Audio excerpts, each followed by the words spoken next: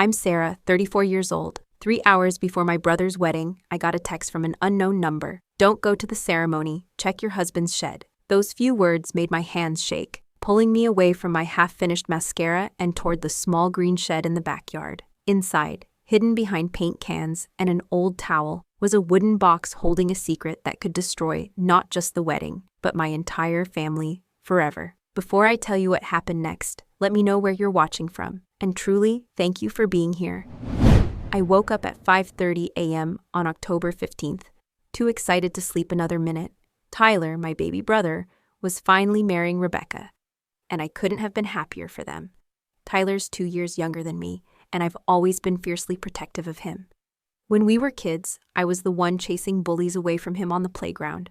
When he struggled with confidence in high school, I spent countless evenings building him up, reminding him how smart and funny he was. And when he decided to open his own auto repair shop instead of going to college like our parents wanted, I was his biggest cheerleader, even helping him secure the loan. Rebecca Thompson seemed like everything I could have hoped for in a sister-in-law. She was this sweet, genuine nurse at Mercy General Hospital, the same place where our mom had her cancer treatments 3 years ago. Rebecca had actually been one of Mom's nurses during those brutal chemotherapy sessions, and that's how she and Tyler met. Mom would always joke that cancer gave her the daughter she never had, and watching Rebecca care for our mother with such tenderness and patience made me love her immediately. What I admired most about Rebecca was how she brought out Tyler's confidence. He'd always been shy around women, kind of awkward and self-deprecating. But with her, he became this funny, charming guy I always knew was hiding inside. She encouraged his business dreams, helped him organize his chaotic finances, and most importantly, she made him laugh in this carefree way I hadn't seen since we were kids running around our backyard. The engagement happened last Christmas in the most Tyler way possible. He got down on one knee right there in our parents' living room with the whole family watching, his hands shaking so badly he nearly dropped the ring. When Rebecca said yes through happy tears, I'm pretty sure I cried harder than she did. It was like watching my little brother finally find his person, his perfect match, and I felt this overwhelming joy that he'd found someone who saw how amazing he was. The wedding planning became my second full-time job, and I loved every minute of it. Rebecca's family lived in Oregon, and her mom's lupus meant she couldn't travel for the ceremony.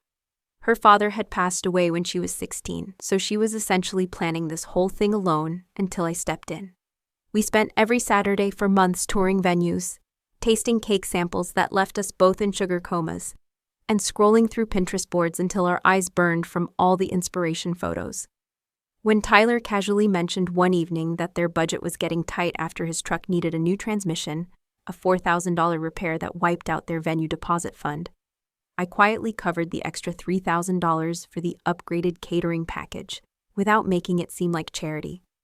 I wanted them to have everything perfect, everything they dreamed of, without the stress of money worries hanging over their special day. Every single detail had been carefully planned and executed. The ceremony was set for 12:30 p.m. at St. Mary's Catholic Church, the same place where Tyler and I were baptized, and where our family had attended services for decades. The reception would be at the Riverside Community Center, which we'd transformed with thousands of white roses and those tiny fairy lights Rebecca had fallen in love with on Instagram. I'd helped her find the perfect dress at a sample sale, this gorgeous ivory silk gown with intricate beadwork that made her look like an actual princess when she tried it on.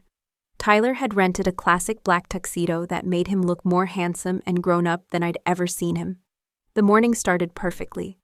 I'd had everything laid out the night before, my navy blue maid of honor dress hanging on my closet door, my speech memorized and printed as backup, my camera ready to capture every moment of Tyler's happiness. I'd even prepared an emergency kit with safety pins, stain remover, and tissues for happy tears. So when that text message came at 8:45 a.m. while I was standing in my bathroom applying my third coat of mascara, it felt like getting punched in the stomach by an invisible fist. The number wasn't in my contacts, just a random 614 area code that could have been anyone in Columbus. The message was short, but it made my blood turn cold. Don't go to the wedding. Check your husband's tool shed. You need to see this before it's too late. My first thought was that someone was playing a sick, twisted joke. Who sends something like that on someone's wedding day? I set the phone down on the bathroom counter and tried to continue with my makeup routine. But my hands were shaking so badly, I had to restart my eyeliner twice. The rational part of my brain kept saying to ignore it, delete it, focus on being the supportive sister Tyler needed today. But there was this nagging feeling in my stomach that wouldn't go away, like when you know something's wrong but can't put your finger on what. See, Mike, my husband of 7 years, had been acting strange lately, nothing dramatic or obvious, just subtly off in ways that made me feel uneasy. He'd been leaving for work earlier than usual, staying later, checking his phone constantly, even when we were having dinner or watching TV together. When I'd ask about it, he'd give me this forced smile I'd started to recognize, and say something vague about a demanding client project or system upgrades that required extra attention. That morning, he'd left the house unusually early, around 7 a.m., claiming he needed to check the sound system setup at the reception venue.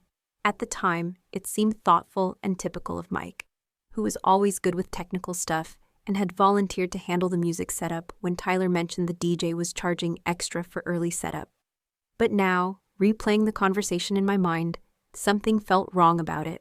Mike had been fidgety, avoiding eye contact, checking his phone every few seconds like he was expecting an important message or call.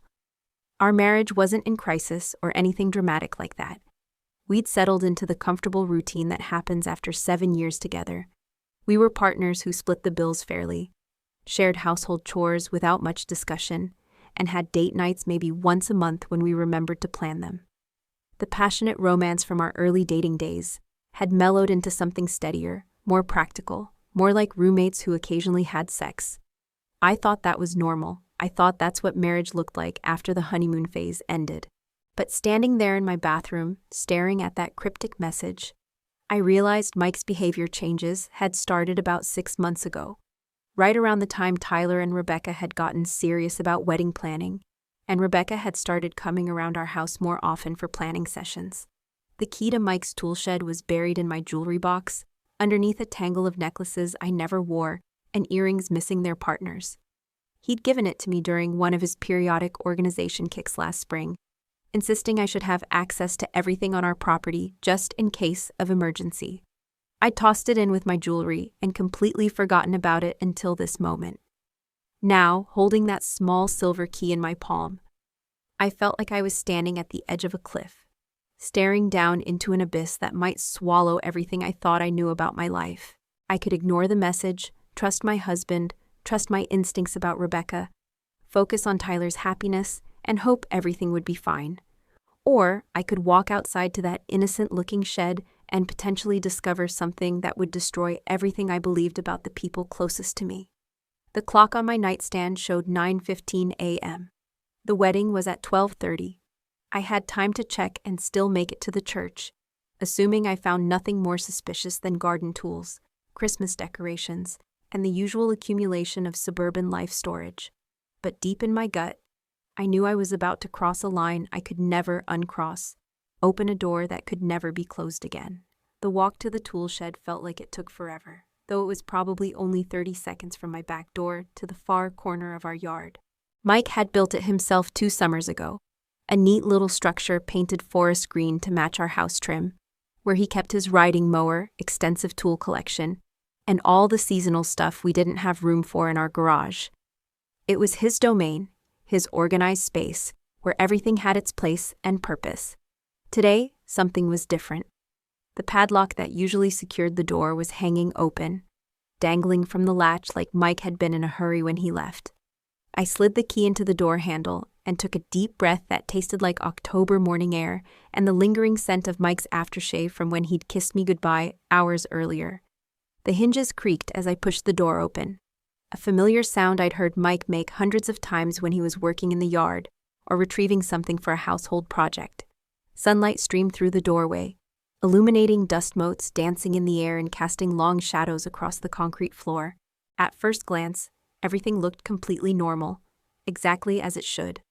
Mike's riding mower sat under its protective blue tarp in the center of the space. Metal shelving lined the walls, holding plastic storage bins labeled with things like Christmas lights, Halloween decorations, and camping gear in Mike's neat, precise handwriting. His red tool chest stood in the corner, padlocked shut like always. Garden hoses hung on their designated hooks, and bags of fertilizer were stacked against the far wall in military straight rows. For a brief, wonderful moment, relief flooded through me like cool water on a hot day. Everything was exactly as it should be. This had been some cruel prank.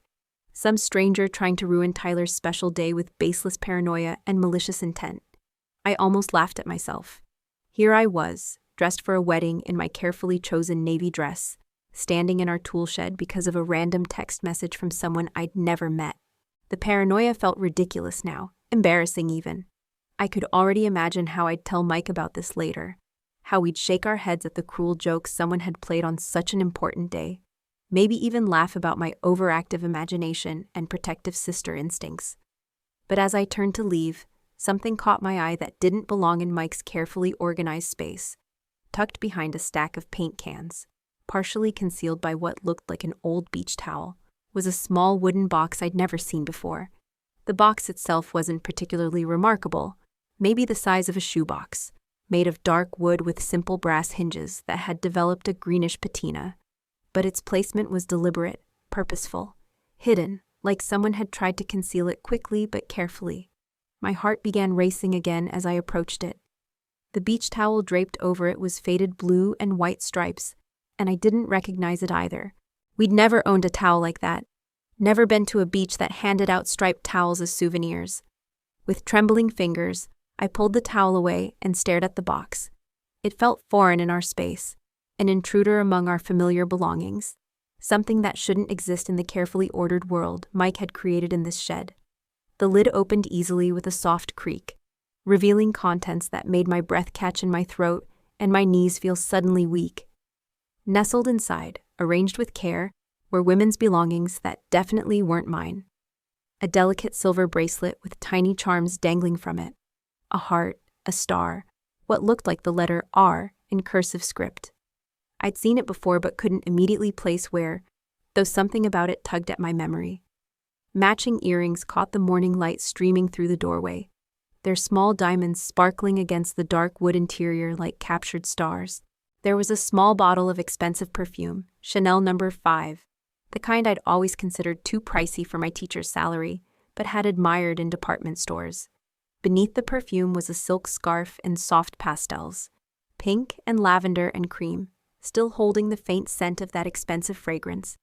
Each item felt like a puzzle piece, and I had the sinking, nauseating feeling that I knew exactly what picture they were forming. But it was the photographs scattered beneath these personal items that made my world collapse entirely.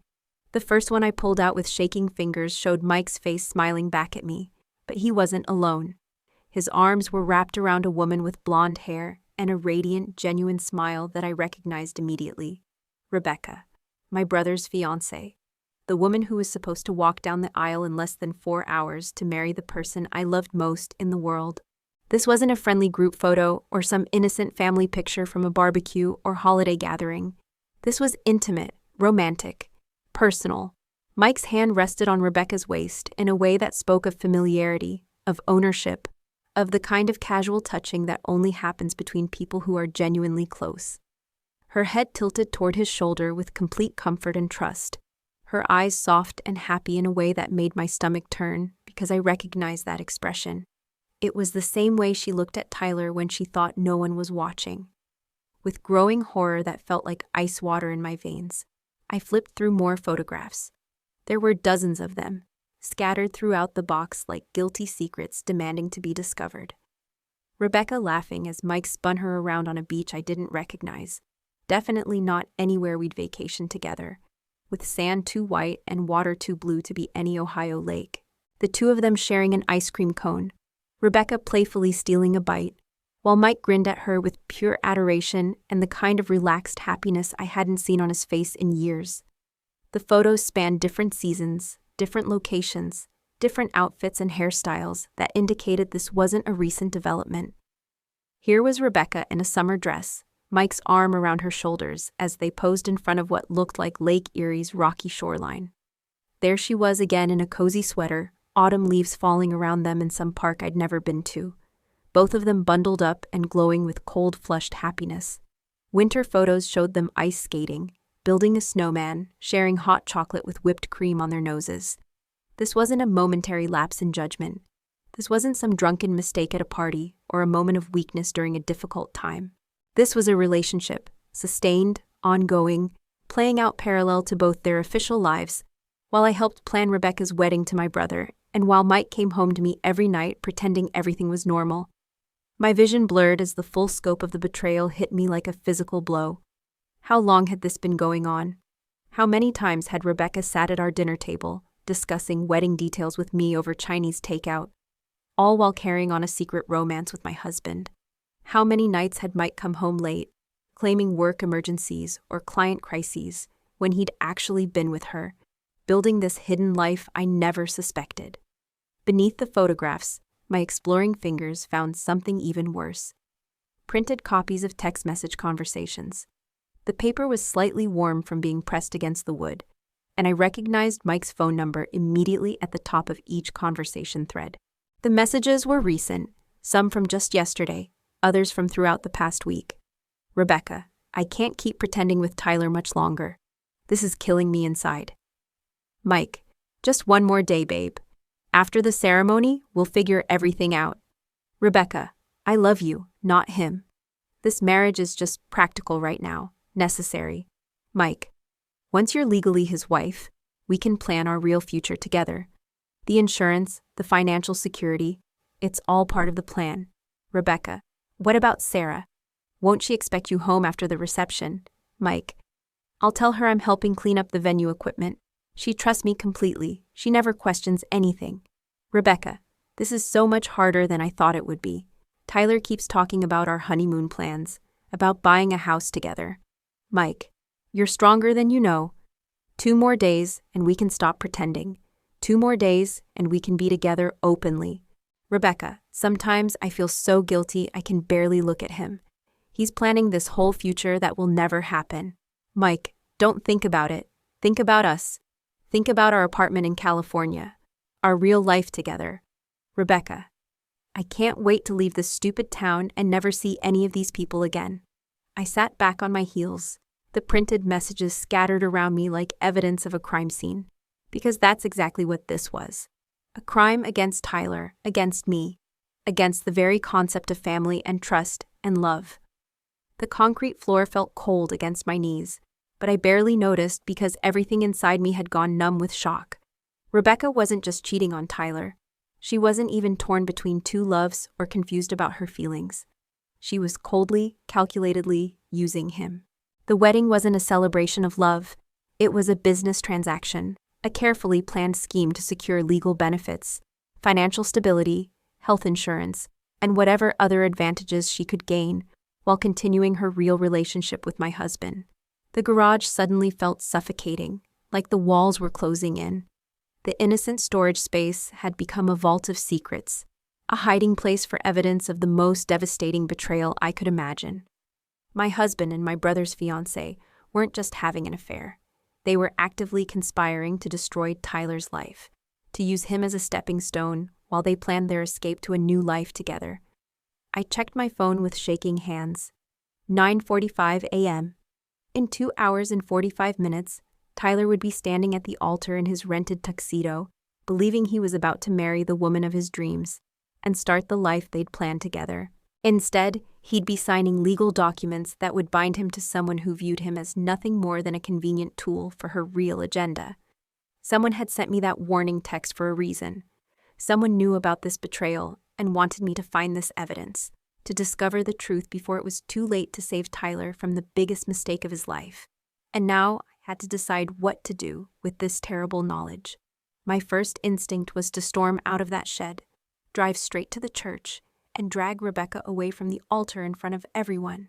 I wanted to scream, to expose her publicly, to watch her perfect facade crumble before our entire family and all the guests who'd traveled from across the country to witness what they thought was a beautiful love story.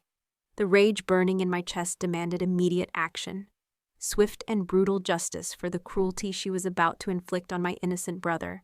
But as I knelt there among the scattered evidence of their betrayal, something shifted inside me. The white-hot fury began transforming into something colder, more calculated, more dangerous. A voice in my head, maybe my mother's practical wisdom, maybe my own survival instinct, whispered that acting rashly would be exactly what Mike and Rebecca could use against me. I could already hear their denials, their counterattacks. Sarah's always been jealous of our happiness. She's unstable, clearly having some kind of mental breakdown. Look how she's trying to ruin the most important day of our lives out of pure spite. Those photos are old, taken completely out of context.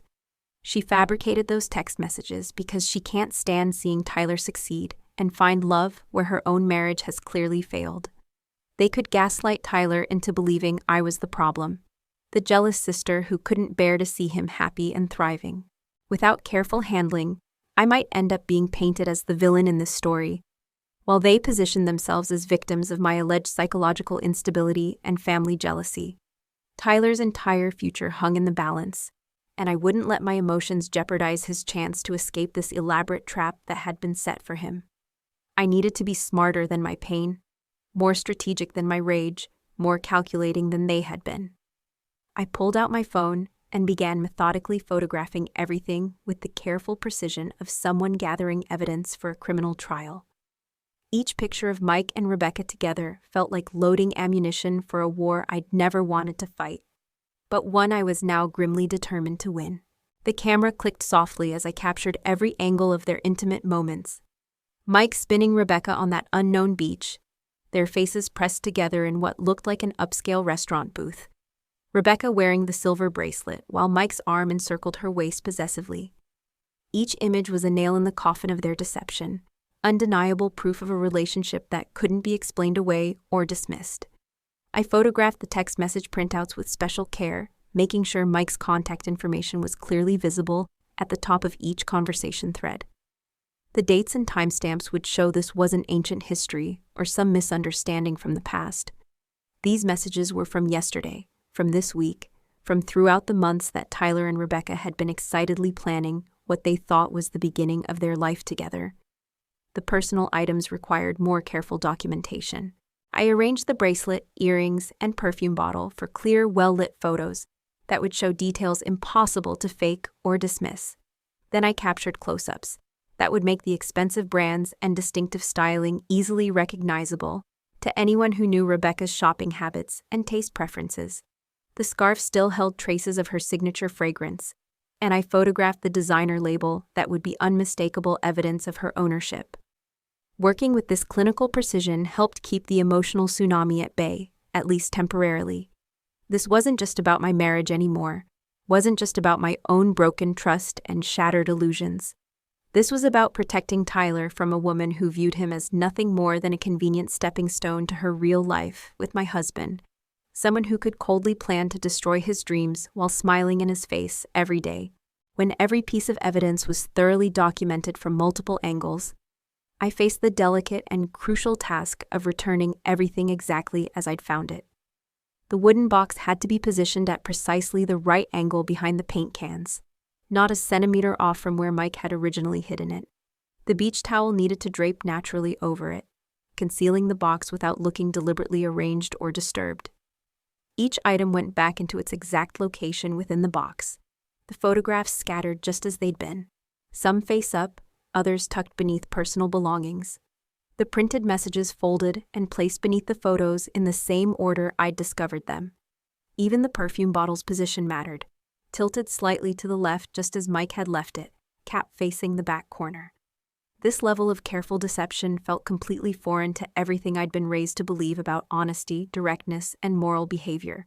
But the stakes were too high for idealistic thinking or moral perfectionism. If Mike and Rebecca discovered their secret was compromised before I could properly protect Tyler, they might accelerate their timeline, pressure him into a quick courthouse ceremony, or simply disappear together and leave him wondering for the rest of his life what he'd done wrong. The element of surprise was Tyler's only advantage now, and I was going to make sure he kept it until the perfect moment. I pulled the shed door closed and turned the lock with careful precision, my movements deliberate and controlled. No trace of my presence could remain. To Mike, this had to seem like just another ordinary morning. Another step toward the elaborate charade he and Rebecca were orchestrating for their own selfish purposes. Walking back toward my house, I caught my reflection in my car's side mirror and was startled by what I saw. Somehow, I looked exactly the same as I had an hour ago. Same navy dress, same carefully styled hair, same wedding-appropriate makeup that had taken me 45 minutes to perfect. But behind my eyes lurked knowledge that changed everything. Evidence that would either save Tyler's life or destroy our entire family, depending on how skillfully I handled the next few hours. The drive to my parents' house felt surreal, like traveling through a movie where I was simultaneously the protagonist and an outside observer watching events unfold. Every familiar street, every routine turn seemed loaded with new significance that only I could understand. I passed the coffee shop where Tyler and Rebecca had their first official date, the park where they'd gotten engaged under the old oak tree, the bridal boutique where I'd helped Rebecca find her dream dress, and watched her cry happy tears in the fitting room mirror. All of it had been built on lies, and I was the only person in the world who knew the truth. My phone buzzed with a text from Mom. "Tyler's getting nervous and pacing around his room like a caged tiger. Can you come early to help calm him down? You know how he gets before big events." The irony was devastating and almost too much to bear. She wanted me to reassure Tyler about his future with Rebecca, to calm his pre-wedding jitters, and remind him how lucky he was to have found his soulmate. She had no idea I was driving toward him with evidence that would completely shatter that future, and reveal that his bride-to-be had never loved him at all. I pulled into my parents' familiar driveway and sat for a moment in my car, gathering courage for what was about to be the most difficult conversation of my life. Through the upstairs window, I could see Tyler moving around his childhood bedroom, probably adjusting his tie for the 100th time, or checking his appearance in the mirror that had reflected his face through every stage of growing up. He looked so happy from what I could see, so ready to begin his new life as a married man. Completely unaware that the woman he was about to promise his life to had never had any intention of honoring those promises. Taking a deep breath that felt like preparation for battle, I walked toward the front door, knowing that once I stepped inside and spoke the truth aloud, neither Tyler nor I would ever be the same again. Our family would never be the same. Everything we thought we knew about love and trust and the people closest to us was about to change forever. But Tyler deserved the truth, no matter how much it would hurt. And I was the only person who could give it to him. The front door opened before I could even knock, like Mom had been watching for my car from the window. She appeared in the doorway, practically glowing with excitement, her face radiant with the special joy that only a mother feels on her child's wedding day. "Sarah, perfect timing, honey. Tyler's upstairs getting ready, but he's been pacing around his room for the last hour like he's about to take the SATs. I think he needs his big sister to calm his nerves and remind him that everything's going to be wonderful." If only she knew the kind of nerves I was about to give him, and how far from wonderful everything was about to become. I climbed the familiar stairs that I'd run up and down thousands of times as a child, each step feeling heavier than the last as I carried the weight of devastating knowledge. The hallway was lined with family photos that suddenly felt like artifacts from a more innocent time.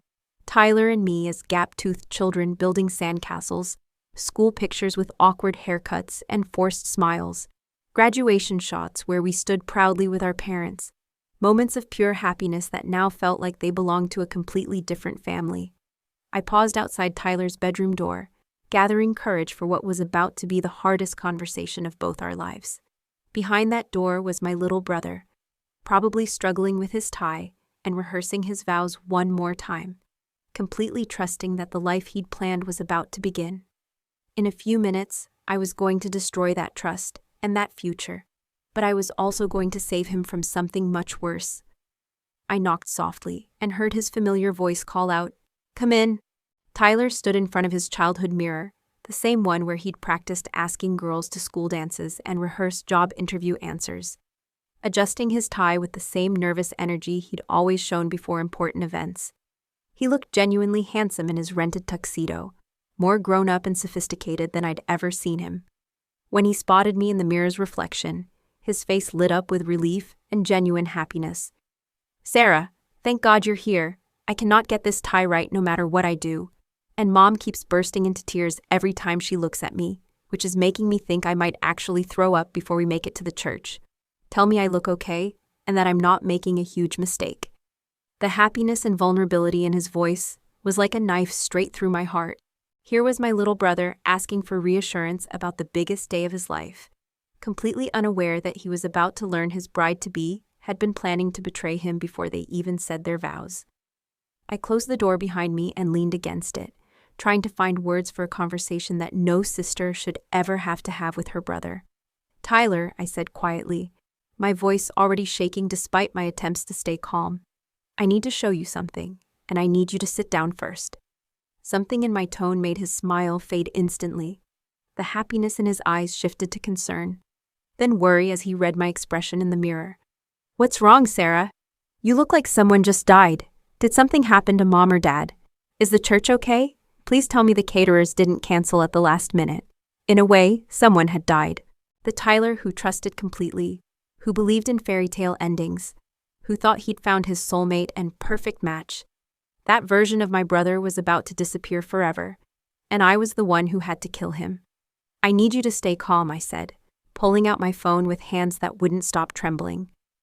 "What I'm about to show you is going to be devastating and life-changing, but I need you to see it before you walk down that aisle and legally bind yourself to someone who doesn't deserve you."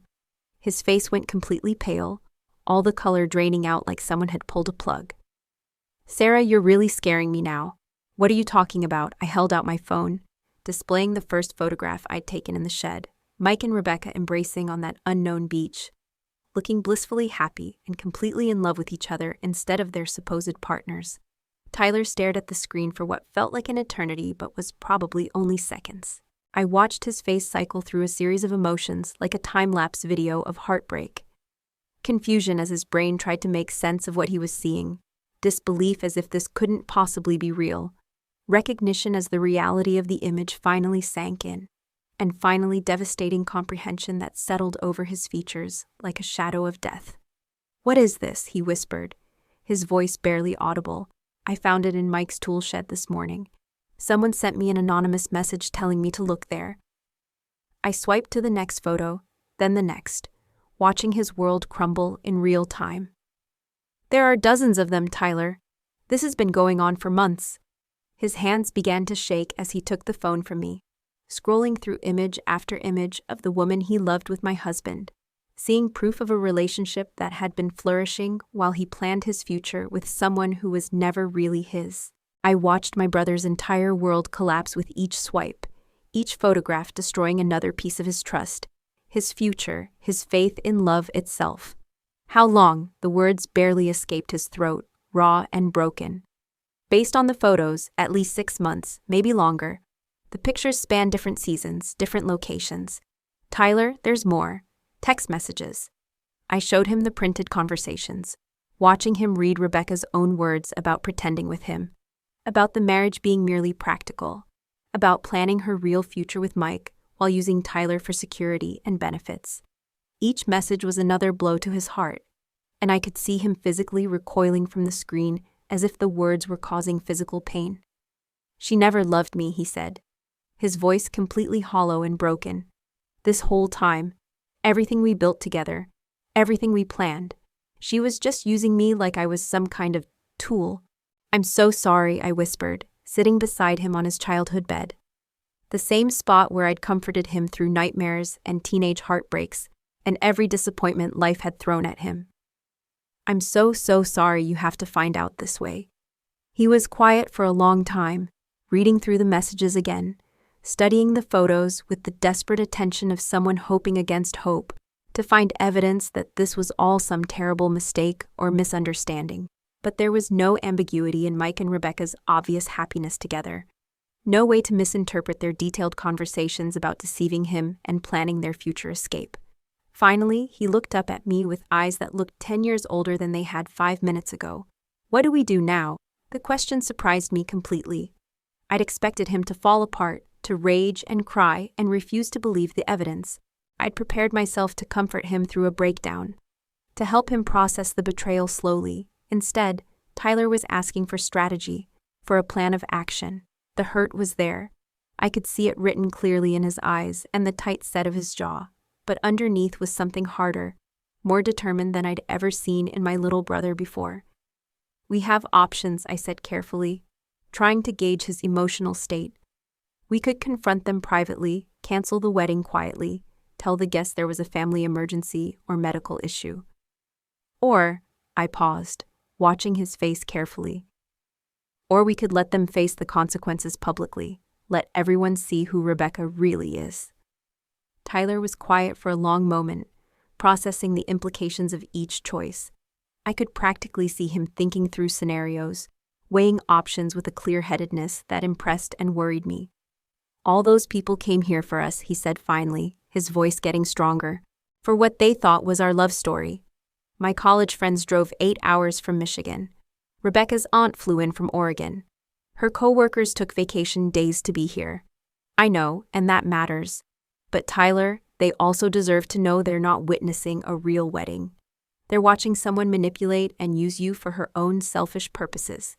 He stood up and walked to his childhood window, looking out at the street where he'd learned to ride a bike, where we'd played countless games of tag and hide and seek, where our family had built all our happiest memories. His hands were clenched into fists at his sides. "She was going to go through with it," he said, his voice getting harder. "She was actually going to marry me, promise to love and honor and cherish me. Knowing she was planning to continue with Mike afterward. Knowing she was going to use me and then abandon me when it was convenient. The messages make it clear that was exactly the plan. You would have been her legal husband while she lived her real emotional life with him."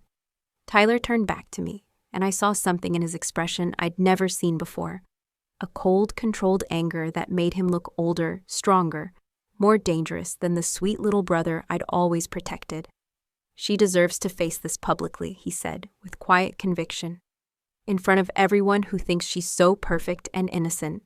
In front of everyone who believes she's capable of real love. Are you absolutely sure? Once we do this, there's no taking it back. It's going to be brutal and messy and public." "She made her choice when she decided to destroy my life for her convenience," Tyler said, his voice steady and cold. "She made her choice when she decided to use me as a stepping stone to her real life. Now she can live with the consequences." He straightened his shoulders and looked at me with a determination I'd never seen before. "How do we do it?" We spent the next 40 minutes planning every detail like we were organizing a military operation. Tyler would handle the crucial moment at the altar when Pastor Johnson asked if anyone objected to the marriage. I would stay in the front row, ready to provide photographic evidence if Rebecca tried to deny the accusations or claim I was lying. We discussed how to tell our parents afterward, how to handle the inevitable chaos and questions from guests, how to minimize the emotional damage to innocent people who would be caught in the crossfire. "What about Mike?" Tyler asked, his jaw tightening. "He'll probably show up when Rebecca calls him in a panic after everything explodes." "I'll handle Mike," I said grimly. "This is going to destroy both our marriages. But mine was already over. I just didn't know it yet." "Your marriage was already destroyed," Tyler said gently, showing a maturity and insight that reminded me he wasn't my little brother anymore. "Mike destroyed it the moment he decided to betray you. You just didn't have all the information yet." As we prepared to leave for the venue, something strange and unexpected happened. The initial shock and overwhelming heartbreak began settling into a calm, focused determination that felt almost like peace. We weren't just victims anymore, passive recipients of other people's cruelty and deception. We were allies, united in protecting our family and our own dignity from people who would use and betray us without conscience. Tyler adjusted his tie one final time in the mirror. But now he wasn't preparing for a wedding ceremony. He was preparing for battle, getting ready to defend his honor and his future against people who had tried to steal both. "Ready?" I asked, checking my phone to make sure all the photographic evidence was easily accessible. He nodded with grim satisfaction. "Let's go end this charade." The drive to St. Mary's felt like traveling through a dream sequence, where everything looked normal on the surface but carried an undercurrent of impending disaster that only Tyler and I could perceive. Tyler sat beside me in the passenger seat, unnaturally calm for someone whose entire life had just been turned upside down. Our parents followed behind us in their car, blissfully unaware that their carefully planned celebration was about to become something entirely different and infinitely more painful. "You don't have to do this," I said one final time as we pulled into the church parking lot, giving him one last chance to change his mind. "We could still handle this privately, spare everyone the public drama." "No," Tyler replied, his voice absolutely steady. "She made this choice when she decided to use me. She made this choice when she decided my feelings and my future didn't matter. Now she can face the consequences in front of everyone she was planning to deceive." St. Mary's Catholic Church looked absolutely beautiful in the late morning sunlight, exactly like the fairy tale wedding venue Rebecca had always dreamed of. White ribbons fluttered from the entrance in the October breeze, and I could see guests streaming inside dressed in their finest clothes, carrying cameras and gift bags, their faces bright with anticipation for what they believe would be a joyful celebration of true love. My stomach twisted with guilt and anxiety knowing what was actually about to unfold inside those sacred walls. Inside the sanctuary, Rebecca's Pinterest vision had come to life with stunning perfection. White roses and baby's breath adorned every pew, fairy lights twinkled from the ceiling like captured stars, and soft classical music played from the organ. Everything looked exactly as we'd planned during those countless Saturday afternoons when I'd believed I was helping create the perfect day for two people who genuinely loved each other. The irony was so thick and bitter I could taste it. I took my place in the front row, smoothing my navy dress and checking discreetly that my phone was easily accessible in my small purse. Around me, our extended family chatted excitedly about the beautiful decorations and how handsome Tyler looked. Tyler's college friends filled several rows, some having traveled from across the country for this moment. Rebecca's side was smaller but no less enthusiastic. Her aunt from Oregon, a few childhood friends, co-workers from the hospital where she'd worked before, taking time off to focus on wedding planning. All of these people had invested time, money, and emotional energy in celebrating what they thought was a beautiful love story. In a few minutes, they were going to learn they'd been invited to witness an elaborate deception. The processional began with the traditional wedding march, and my heart started racing so fast I could hear my pulse in my ears. Tyler walked down the aisle with our father, looking handsome and composed in his tuxedo, but I could see the tension in his shoulders and the way his jaw was set just slightly too tight. He caught my eye as he passed my pew, and I nodded almost imperceptibly. A silent reminder that I was here, that we were in this together, that he wasn't facing this alone. He took his position at the altar, hands clasped behind his back in a military posture, waiting with the patience of someone who knows exactly what's about to happen. Pastor Johnson, who had baptized both Tyler and me when we were babies and had watched us grow up in this congregation, smiled warmly at the gathered crowd. The dear man had no idea he was about to witness something completely unprecedented in his 40 years of performing wedding ceremonies. Then the traditional wedding march began, and Rebecca appeared at the back of the church like a vision from a bridal magazine. She looked absolutely radiant, more beautiful than I'd ever seen her. Her dress, the one I'd helped her find at that sample sale, the one she'd cried happy tears over in the fitting room, fit her perfectly, cascading around her in layers of silk and lace that caught the light filtering through the stained glass windows. Her veil trailed behind her like something from a Disney movie, and her makeup was flawless, giving her an ethereal glow that made her look like an angel. The contrast between her apparent joy and complete innocence and the ugly truth I carried in my purse felt absolutely surreal. Here was a woman walking toward her victim with a radiant smile, about to promise him love and fidelity and devotion while planning to betray him within hours of saying "I do." The audacity and cruelty of it literally took my breath away. Rebecca's eyes were locked on Tyler as she walked down the aisle with slow, ceremonial steps, her smile never wavering for even a second. She looked exactly like every bride should look, happy, nervous, glowing with love and anticipation for the future. But I knew now that every expression, every gesture, every tear in her eyes was a carefully constructed performance, designed to serve her own selfish purposes. She reached the altar and took Tyler's hands in hers, still smiling with what appeared to be pure joy and love. Pastor Johnson began the ceremony with his usual warm, heartfelt words about love, commitment, and the sacred nature of marriage. The irony was so thick and overwhelming, I felt like I might suffocate. We are gathered here today in the sight of God, and these witnesses to join Tyler and Rebecca in holy matrimony. Pastor Johnson continued in his gentle, practiced voice.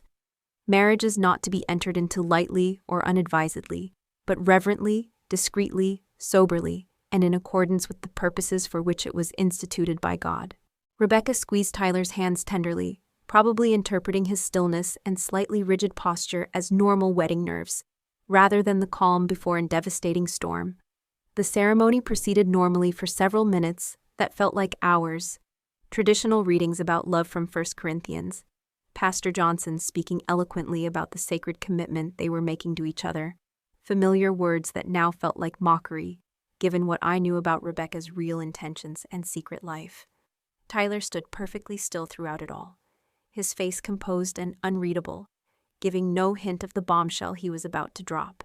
Then came the moment we'd been waiting for, the traditional part of the ceremony that would give Tyler his opening.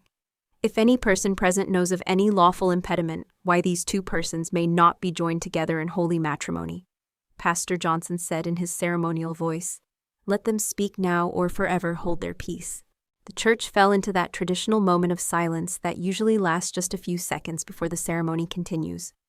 Guests probably expected the usual brief pause, maybe a nervous chuckle or two, before Pastor Johnson moved on to the vows. Instead, Tyler's voice rang out clear, strong, and absolutely devastating. I do.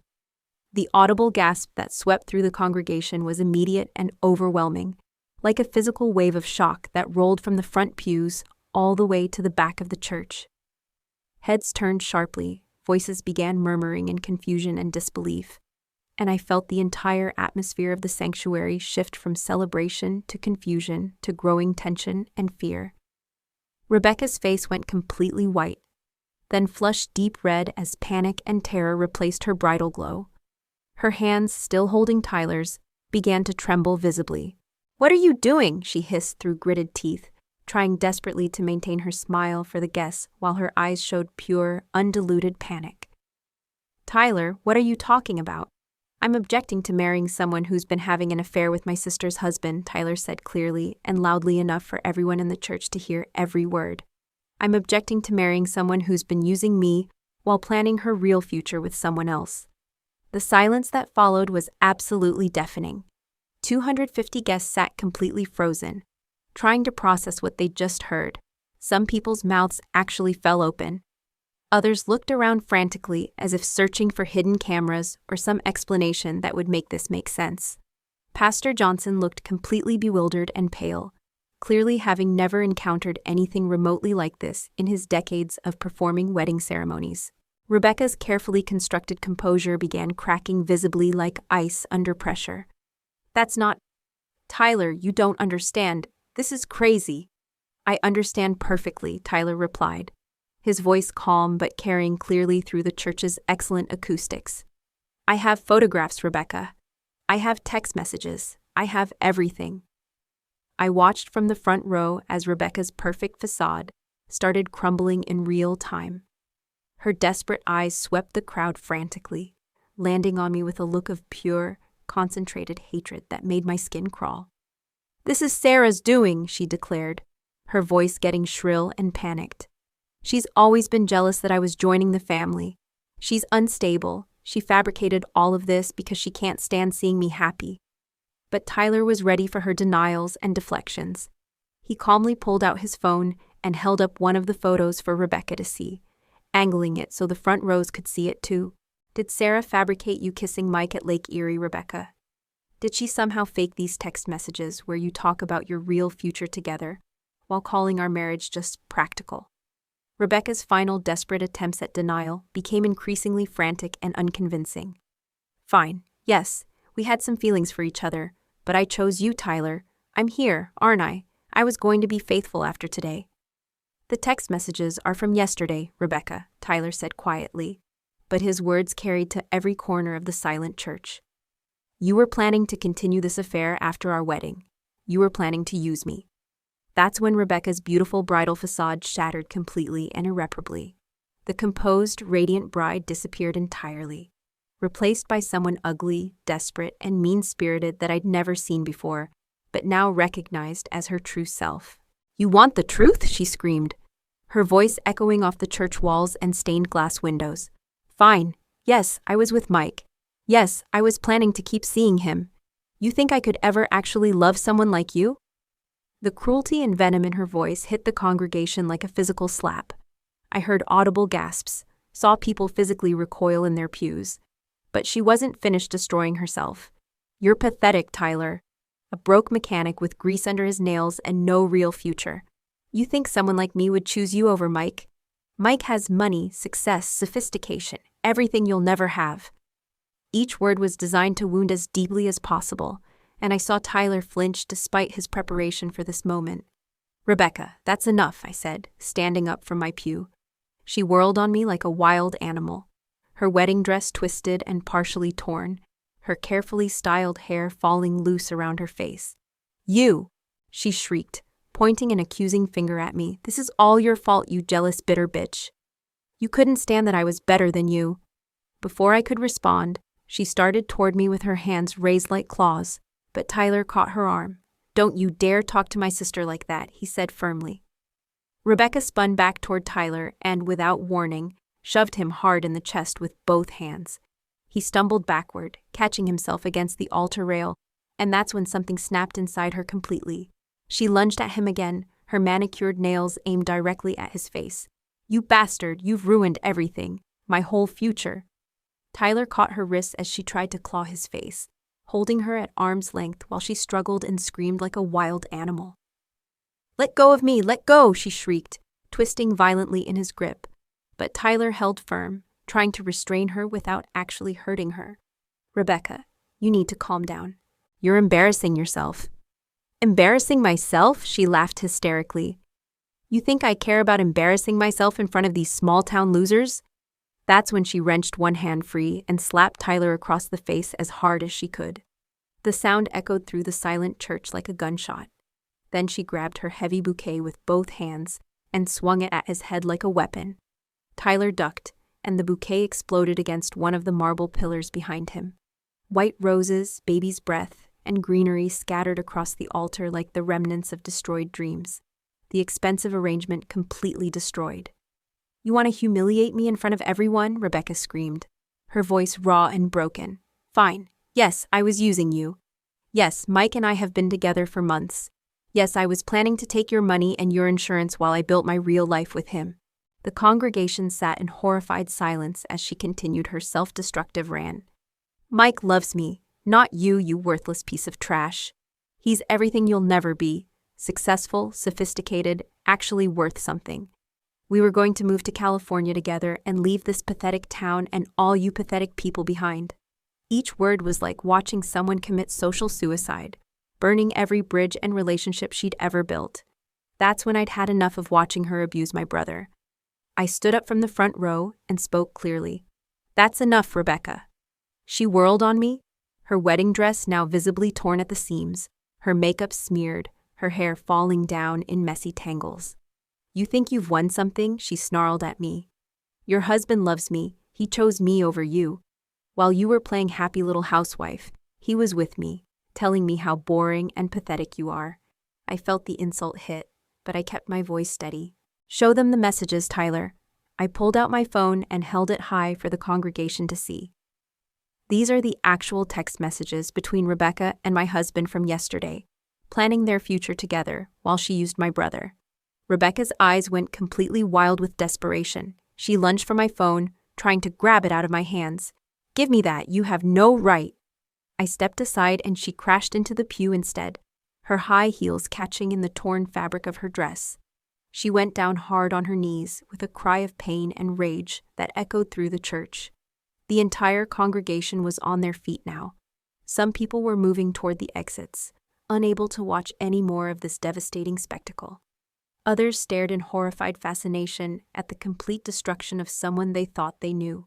Rebecca struggled to get back to her feet, her dress ripped at the knee, her veil hanging askew, looking nothing like the beautiful bride who had walked down the aisle just minutes before. She looked around wildly at all the faces staring at her. Family members, friends, co-workers who thought they knew her character. And something in her expression shifted from rage to pure desperation. "You want the whole truth?" she screamed at the crowd, her voice breaking. "Fine. I never loved him. Tyler Miller is a loser who was stupid enough to believe someone like me could care about him. I've been with Mike for 8 months, and after today, I was going to keep seeing him while this idiot paid my bills and gave me health insurance." The collective gasp from the congregation was audible. I saw our mother cover her mouth in horror, our father's face dark with barely controlled anger. Tyler stepped forward calmly, and for a moment I thought he might actually hit her. But instead he spoke quietly, his voice carrying clearly in the sudden silence. "Thank you for finally telling everyone exactly who you are, Rebecca." Something about his calm dignity in the face of her cruelty broke what was left of her self-control completely. She let out a sound that was half scream, half sob, and ripped off her veil with such violence that bobby pins scattered across the marble floor like tiny silver tears. She threw the veil at Tyler's feet and stomped on it with her heel, grinding the delicate lace into the church carpet. "I hope you die alone and miserable," she screamed at him with genuine hatred. "I hope you never find anyone because you're pathetic and worthless and—" "That's enough!" The voice was deep, authoritative, and absolutely final. I turned to see my father walking down the aisle with purposeful strides, his face set in stone. Behind him came my uncles and several of Tyler's college friends. Big, strong men who looked ready to physically remove Rebecca if necessary. Rebecca saw them coming, and her bravado cracked instantly.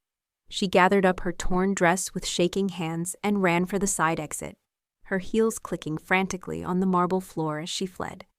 But before she reached the door, she turned back one final time. "This isn't over," she screamed, her voice echoing off the walls. "Mike and I will be together, and you'll all see. You'll all see how wrong you were about me."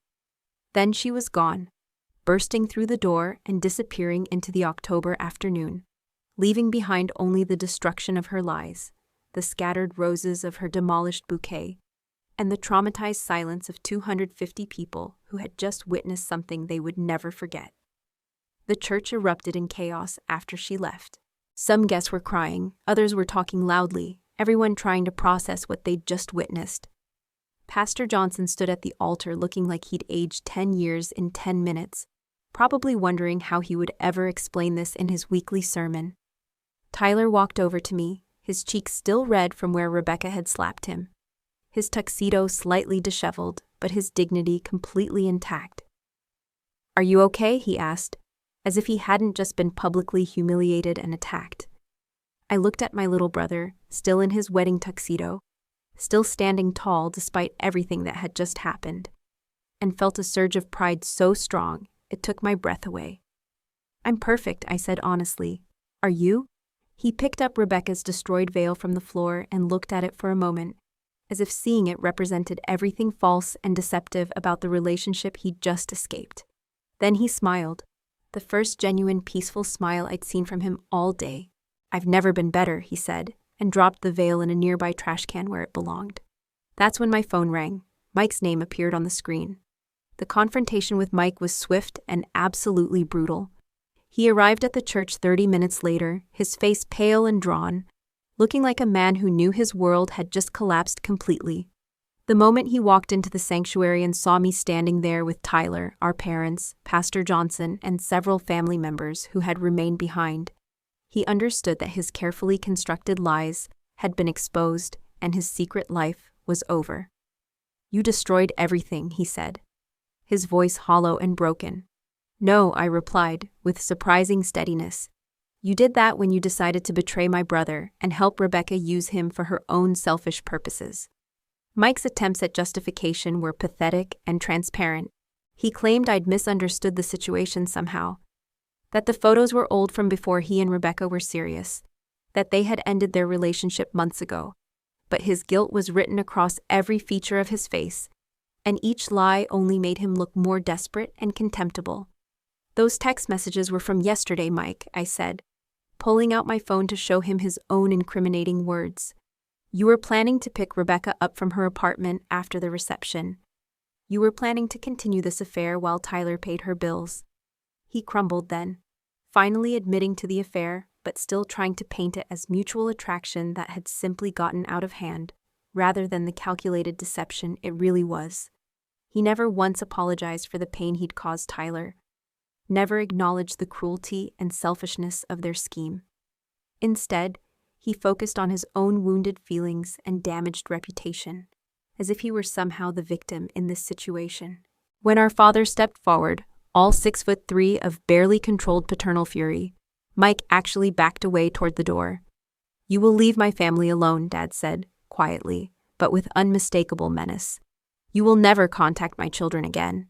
And if I see you anywhere near Tyler or Sarah, we're going to have a very different kind of conversation."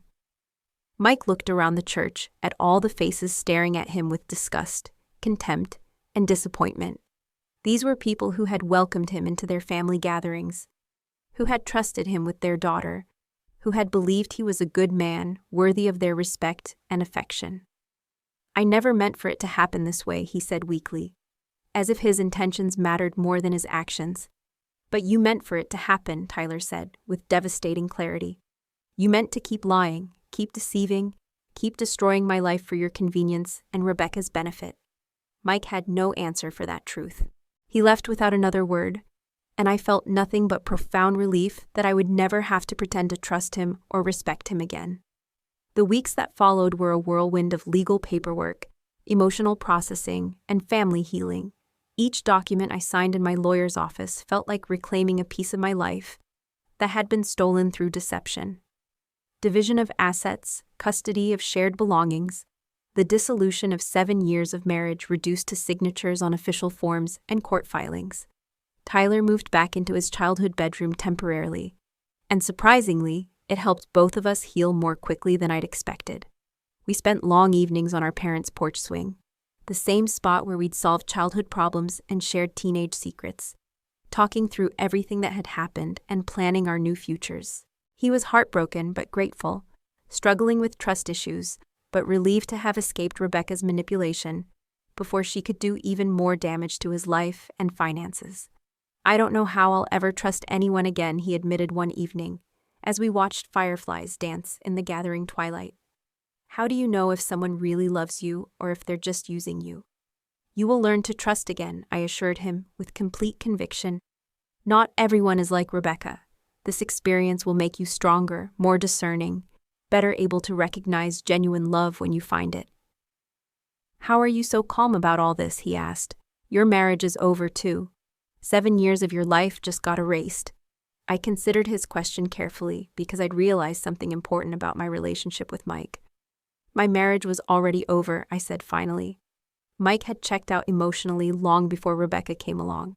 "At least now I can start building something real and authentic instead of living in a comfortable fantasy." Our family rallied around us in ways that surprised and moved me. Aunts and uncles called to offer support and share their own stories of betrayal and recovery. Cousins reached out with words of encouragement and invitations to visit. Most surprisingly, several family members admitted they'd had suspicions about Rebecca, but hadn't known how to voice their concerns without seeming paranoid or jealous. "She always seemed too good to be true," my mother confessed one afternoon as we cleaned out Mike's remaining belongings. "Too eager to please, too perfect in every conversation.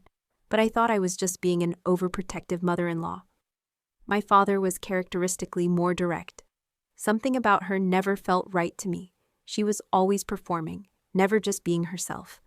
Real love doesn't require that much acting." The empty spaces in my house where Mike's belongings had been didn't feel lonely or sad. They felt like possibilities, like blank canvases waiting for me to create something better. I turned his former home office back into the art studio I'd given up years earlier, setting up an easel near the window where the morning light was perfect for painting. The first piece I completed was an abstract work, swirls of deep blues representing pain and bright golds, representing the freedom and hope I felt about my future. Quiet evenings that had once felt suffocating during my marriage now felt peaceful and full of potential. I rediscovered books I'd neglected, tried recipes I'd always wanted to attempt, reconnected with friends I'd lost touch with during my years of being a couple. The independence that had been forced upon me gradually became a choice, a preference for authentic solitude over comfortable deception. The poetic justice of how everything unfolded became clear within just a few weeks. Rebecca and Mike's relationship, built entirely on secrecy, deception, and the thrill of betrayal, couldn't survive in the harsh light of public exposure. Without the excitement of sneaking around and the promise of having everything they wanted while hurting other people, their connection crumbled quickly and completely. Rebecca left town within a month. According to mutual acquaintances who reported back through the hospital gossip network, she'd taken a nursing position in Phoenix and disappeared without saying goodbye to anyone. Mike moved to California for what he claimed was a better career opportunity, but I suspected he was running from the shame of having his true character revealed to everyone who mattered in his life. They both simply vanished from our lives, leaving behind only the valuable lesson of what happens when people choose manipulation over authenticity, deception over truth, selfish ambition over genuine love and commitment. My revenge hadn't been explosive or dramatic. It hadn't involved elaborate schemes or public humiliation beyond what they brought upon themselves through their own actions and choices. It had been something far more powerful and lasting. Truth delivered at exactly the right moment to protect the person I loved most in the world. The greatest victory wasn't in destroying my enemies, but in saving Tyler from a lifetime of lies, and saving myself from the prison of other people's deceptions and my own willful blindness. 6 months later, Tyler started dating again. Amy, a sweet kindergarten teacher at the elementary school where I worked, was everything Rebecca had pretended to be, but wasn't. Genuine where Rebecca had been calculating, humble where Rebecca had been performative, authentic where Rebecca had been completely fake. When Tyler brought her to family dinner for the first time, I watched him laugh in that carefree way I remembered from our childhood, and I knew in my heart that he was going to be not just okay, but truly happy. "You saved my life," he told me one Saturday as we painted the walls of his new apartment. He'd finally moved out of our parents' house and was starting completely fresh. "If you hadn't found that evidence, if you hadn't been brave enough to stop the wedding and expose the truth." "Someone else saved both our lives," I corrected him, because I'd never forgotten that anonymous text message. I still don't know who sent that warning, but they saw what we couldn't see and cared enough to intervene when we needed it most. We never did figure out who sent that cryptic, life-changing message. Part of me wondered if it was someone at the hospital who'd noticed Rebecca and Mike together during lunch breaks or after shifts. Maybe it was a neighbor who'd seen them at my house when I wasn't home. Maybe it was just a stranger who'd witnessed them together somewhere and recognized the wrongness of the situation. It didn't matter. What mattered was that someone had been looking out for us when we couldn't look out for ourselves, and they'd had the courage to speak up when it mattered most.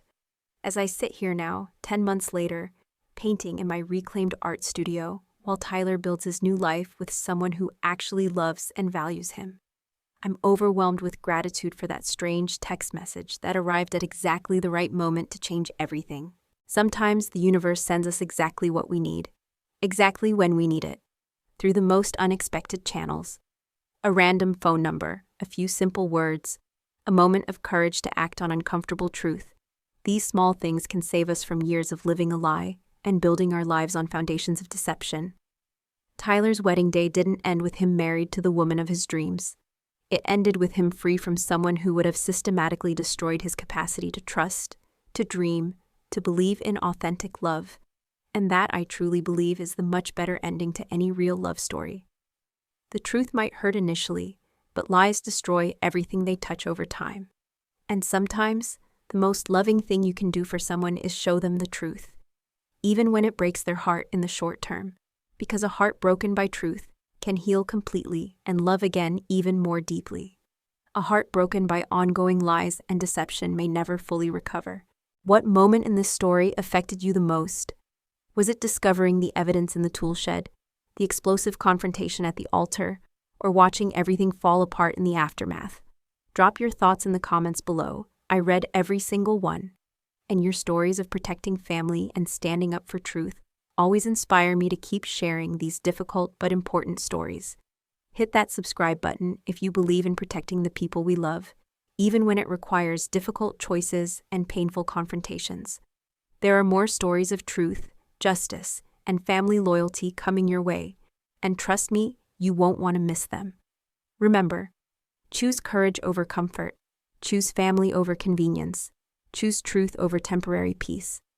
The people who truly love you will thank you for it, even if it takes time for them to understand. Always.